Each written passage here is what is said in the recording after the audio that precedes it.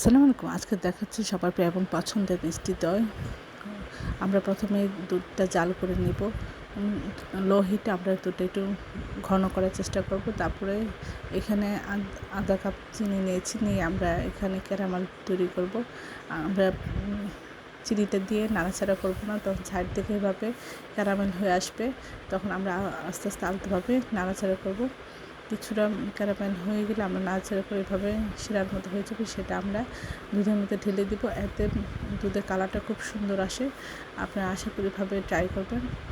এভাবে আস্তে আস্তে লো হিটে কিছুক্ষণ চালু করলেই সব ঠিক হয়ে যাবে। আমরা এখানে অল্প একটু দুধ নিয়েছি, নিয়ে এর মধ্যে 3-4 চামচ গুঁড়া দুধ দিয়েছি। এতে দইয়ের টেস্ট এবং কালার সবই ভালো আসে, খেতে অসাধারণ লাগে।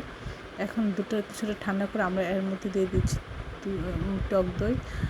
আপনারা এটা যেই নামে বলেন সেই টক দইটা দিয়ে আমরা এর মধ্যে মিশিয়ে দিলাম। তারপরে কাপড় গরম করে আমরা পাত্রের মধ্যে সুন্দর করে ঢেকে দিলাম একে একে। তারপরে সারা রাত থাকার পর, অর্থাৎ 5-6 ঘন্টা থাকার পর আমরা এভাবে বের করে আমরা বাটিতে পরিবেশন করলাম। খুবই সুস্বাদু হয়েছে। আশা করি আপনারা একবার হলে এই রেসিপিটা ট্রাই করবেন। সবাই আমার চ্যানেলটি লাইক করুন, শেয়ার দিন, সাবস্ক্রাইব করবেন, প্রিয়জনকে বেশি বেশি করে শেয়ার দেবেন। আমার চ্যানেলে সব রকম রান্নার রেসিপি রয়েছে, আশা করি দেখবেন।